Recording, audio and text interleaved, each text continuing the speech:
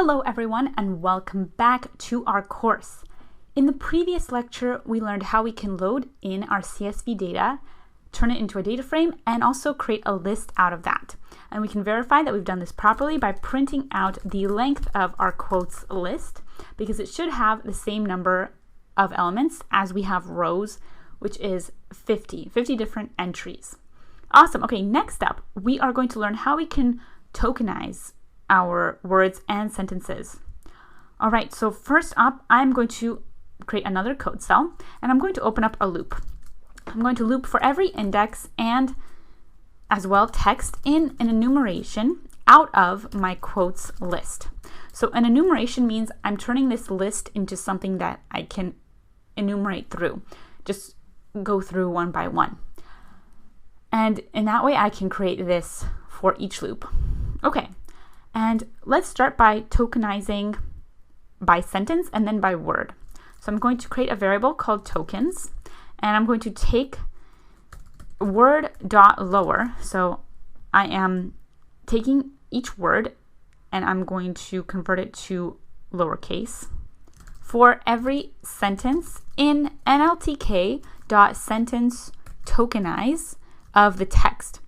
Okay, let's pause here. NLTK, this is a library specifically for natural language processing.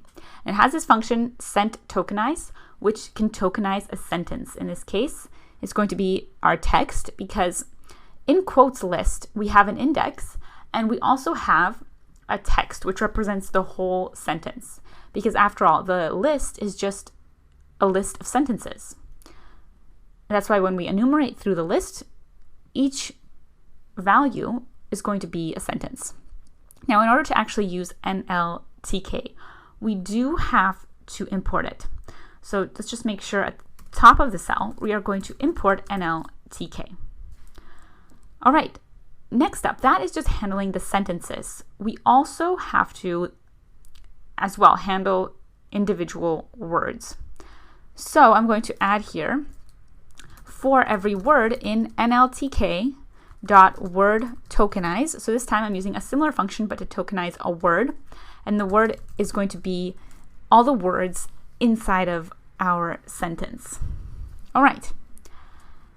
Great. This is going to return for us an array of tokens, as you can see. All right. Now let's process all the tokens per quote. So for every token in tokens, we are going to loop through. And what we have to do is we have to clean the data. We have to remove accents and punctuation and then process the part of speech. So let's begin. First, we are going to remove all of the accents from our token. So for that, I'm just going to create here my result variable, and I'm going to call it remove accents on the token. Remove accents, this is going to be a helper function. So let's create that outside of the loop. We're going to define a function called remove accents, and it's going to take in some token. Right? Then we're going to return an empty string joined with x for every x in Unicode data.normalize nkfd and our token.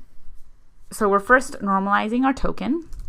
If x in string.ascii letters, so that means if x is a string from the ASCII character set, which is the most common character set, or if x is just equal to a space. All right, and that is going to return for us the normalized token, so with the accent removed. Now, you'll notice here we've used several libraries here, Unicode data and also string. So we do have to make sure that we account that we have any kind of module that we use. So I do have to import Unicode data, and I have to import string as well if I want to actually use their functions. So make sure you have Unicode data and also string imported. Great, okay, so that handles that remove accents function. Next up, for each token, we also have to remove punctuation. This is part of the cleaning data phase. So to remove punctuation, I'm going to take my result and I'm going to first convert my result to a string, And then I'm going to translate. So I'm using the translate function with string.punctuation as an argument. Just make sure you spell punctuation correctly. And this is going to strip the punctuation from the result. All right, then I want to have a list of all the tokens that have been processed. So for that, I'm just going to create a list for every single sentence. I'm going to create here a list of sentence tokens. And initially it's going to be an empty array. But then I'm going to append every token in the sentence to that list. So I'll take my list of sentence tokens, and I'm going to use the append function to append my result. As well, I'm going to have another list that is going to check if no lemmatization match can be found. Then I'm going to remove the token. So if I can't tokenize a word, then I'm just going to remove it, because sometimes you will have text or strings that can't be tokenized. So for that, I'm going to make another array, and I'll call this non-lemmatized tokens. So I'm going to create another array here to store the non-lemmatized tokens. And I am going to take that non-lemmatized tokens array, and I'm going to append to it just a hyphen. Then we actually have to process each of the tokens. So I am going to exit, or actually no, I will stay in this loop. And I'm going to check if my result is not in stop words. What is stop words? Okay, we have to define stop words. Let's create a new variable to represent that. Make sure you're outside of your for loop. I'm going to create stop words, and I'm going to use nltk.corpus.stopwords.words English. So that is going to give me all of the English stop words. It's going to be a list. And then we can check if a word is or is not a stop word. Now, in order to actually use nltk.corpus.stopwords, I'm going to call nltk.download stop words. So the NLTK library has many data sets that we can use, including stop words and WordNet, perceptron taggers, and more. All right, so this is going to allow me to check if my result is not a stop word. Then in that case, I'm going to use if re.search revalid, result. Okay, so let's break this down. What is revalid, first of all? Revalid is a constraint on our token that we have to define. So let me just define that. I'm going to define this revalid, and it's going to equal a string A to Z, A to Z. So it means in order for a token to be valid, it has to have English characters, because we're dealing with English data. Now, what is re.search? Well, we have to import as well. It's another module that we need, import re. And it has helper functions such as search. So we're searching that this token is a valid string. All right, and then I'm going to check if the length of my result is greater than or equal to the minimum string length. So I'm going to define that my strings have to have a minimum length to be considered valid. This is another constraint on our token. So let's define minimum string length. I'm going to use 3. That's because that will give us a word that can actually be tokenized. All right, and continuing on. Let's say that our token passes all of the constraints. Then I'm going to be able to find the part of speech of that word. So how do we find the part of speech of a word? Let's create here part of speech. We're going to use NLTK again, and we're going to use the part of speech tag. This is going to tag a word by its part of speech, like a noun, verb, adverb, adjective. And so we have to pass in here an array of our result. And as well, we need 0, 1, and up to 2. All right, and the default is going to be a noun. So let me just set here, default part of speech is equal to N, which is short for noun. So if we can't find a matching part of speech, well, then we'll just match it as a noun by default, because that is the most common part of speech. However, if we can find a part of speech with that NLTK library, then we're going to use that instead. All right, continuing on, we're going to check if the part of speech found by NLTK is in our allowed part of speech types. So we're going to create another constant, and it's going to store which part of speech types we allow. So let's create that. And let's just create that again outside of our for loop. Allowed part of speech types. So here's where we can determine the parts of speech that we can allow. So let's create this. This is going to be a dictionary. And we have NN capitalized is going to correspond to a noun. JJ corresponds to an adjective, and we can have a few more. So what we have here is we have a key referring to the NLTK part of speech, and then we have the value referring to how we are going to classify or tag a part of speech. VB is verb, and RB is R, which is adverb.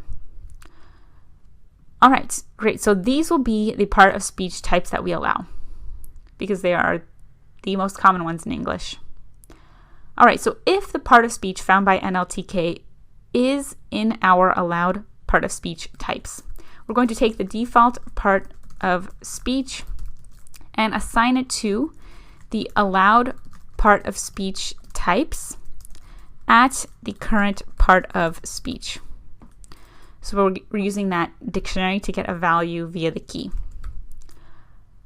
As well, we're going to get the stem of the word, because every word has a stem. For that, we're going to use stemmer, and we'll use the stem function on the result. So what is stemmer?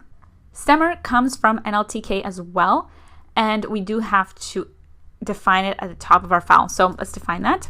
Let's define our stemmer, and we're going to use nltk.stem.porter stemmer. So this is one instance of a stemmer type from NLTK, the porter stemmer.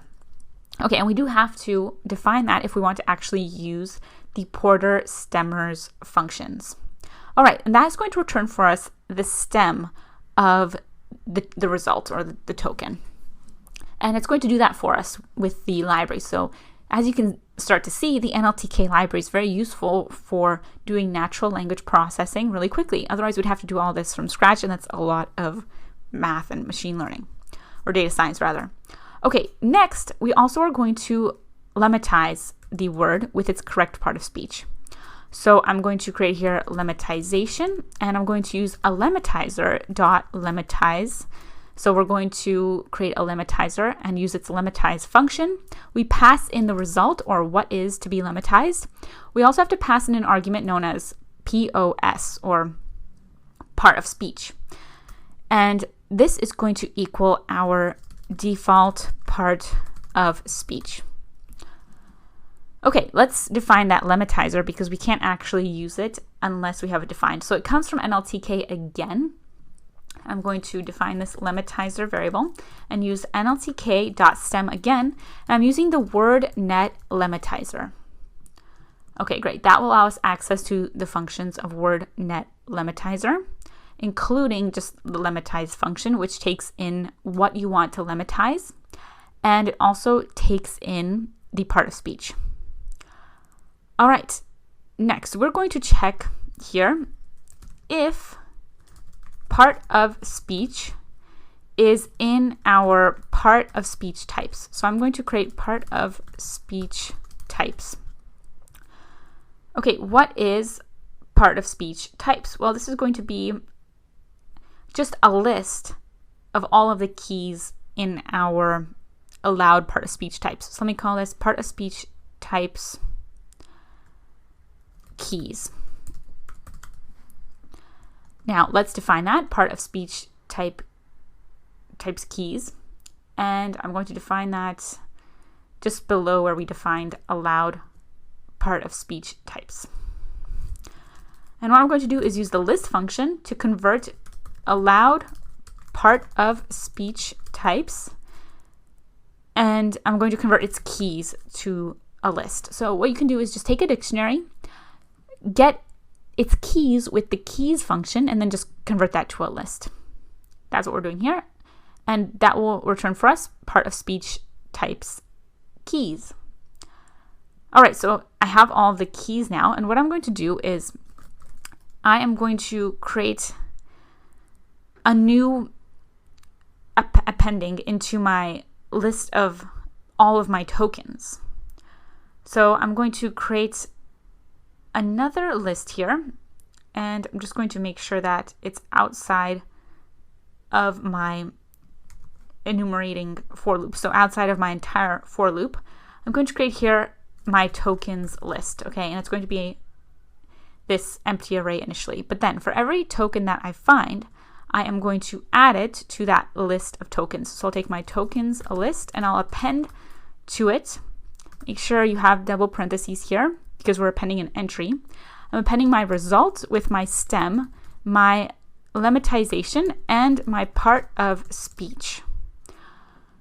All right, so that is going to mean that our token, each token in the tokens list is going to be this entry of result, stem, lemmatization, and part of speech, which means for every word, we're going to have those 4 different values. We also have to remove that non-lemmatized token, that hyphen, and we have to instead append the lemmatization match. So what I will do is access that list that I created earlier of my non-lemmatized list. Okay, it was called here non-lemmatized tokens. So I want to take that and I am going to assign it to equal itself up to -1. So I'm just removing it, and then I'm going to take it and append to it my lemmatization. So we have to take the non-lemmatized and append the lemmatization match. All right, and now I want to build a list of my token lists, and I'm going to do that outside of my for loop once I have all of my tokens. So just hit enter and make sure that you are outside of the for loop, because in Python indentation matters. Okay, great. So we're going to be just making sure that we are outside of that nested for loop, but that you're still inside of this overall one. Okay, so make sure you only have one indentation then. And I'm going to take my tokens list, and I need to then create a list of all of these tokens lists. So I'll just create all tokens list, and I'm going to append to it my tokens list that I had earlier, and that was when I appended it. So let's see, that would be right here, my list of sentence tokens. So I need to take that and I need to append it to all of my tokens lists. And I do have to define this all tokens list because currently we are only assigning to it, but we haven't actually created it. So just make sure that you do create it. Let's see, where should we create this? Let's just create it outside of that for loop, all tokens lists. and it's going to be an array, empty initially, but then for every single sentence, we're just going to add to this all tokens lists, this sentence tokenized. As well, I want to also build a list of strings from my lemmatized tokens. So I'm going to create here lemmatized list, lemmatized tokens list. And I am going to assign it to equal an empty, just a space, joined with my non-lemmatized tokens. So this non-lemmatized tokens, it was initially non-lemmatized, but then at the very end, we do actually lemmatize it, so we have to then add it to the lemmatized tokens list.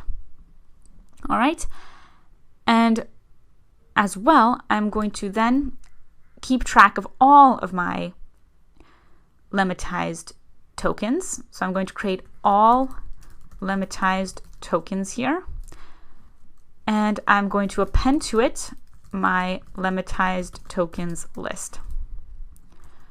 All right, and then we do have to define that all lemmatized tokens. Let's define that just outside of that larger for loop. So now we have our tokens list, our all tokens lists, and our all lemmatized tokens. All right, great. So it's a lot of lists to keep track of, but just as long as you have naming all properly set up and that you don't accidentally enter the wrong name, then you'll be just fine. Okay, and just like that, we have looped through all of our sentences and we've tokenized all of the words and all the sentences. And we can build a data frame from all those lists. So I'm going to create my data frame tokens, and I'm going to use pandas.dataframe. So here I'm actually instantiating a new data frame object, and I'm creating a data frame out of all tokens lists. So that will give me a data frame of all of my sentences and words tokenized. All right, then we can print out our result. I'm going to print out here my data frame tokens, and I'll run this code cell. We're going to get the result of all of our values. Okay, let's see. Okay, we do have to also download the punkt, the punkt module, just to perform the sent tokenize and the word tokenize. So let's just import that at the top of our file. So we have imported NLTK. We just need to also download here, nltk.download punkt punkt. Okay, and then I can just rerun that code cell once I have that module downloaded. Okay, let's see what else we need here. Okay, we also have invalid normalization form. So let me just make sure we have here. Oh, why did I type in nkfd? Let's see what we actually need here instead of we need nfkd. Yes, okay. Make sure that your normalization type is nfkd. Okay, we also do have to import average perceptron tagger. So let me just import that, or download it rather, nltk.download my averaged perceptron tagger. We also need that in order to tag the part of speech. So let me just rerun this code cell again. I think we need one more thing downloaded as well. Let's see. Yes, we also need to download a WordNet. So working with NLTK, you have to download these specific modules that you want. I need WordNet. The reason is that NLTK is actually huge. It's a very huge library, so we don't actually download all of it at once. That would take a long time. We just download what we need. So we download stop words, punkt, averaged perceptron tagger, and WordNet. I didn't want to just download all of NLTK at once because it would take a while. Instead, we just download what we need. It also saves memory. Okay, great. So once we've downloaded all those four, then we'll get this result. Okay, look at that. So look at what we get. First, we download all the required packages, and then we get this list of columns. So we have indices 0 to 28, and we have different words at each column. And that is our data frame tokens that we've just created. Okay, and you can see that some of the columns actually have the value of none. So we can actually remove that as well. I can show you how to remove that. I want to also convert it to a string, so let me just print out here. Let's print out our data frame. Let's see, what did we call this? Data frame tokens. Let's print out data frame tokens dot head dot to string. So I'm going to convert it to a string this time, and look, it's just a bit easier to read. So we have the different words in our sentences, okay?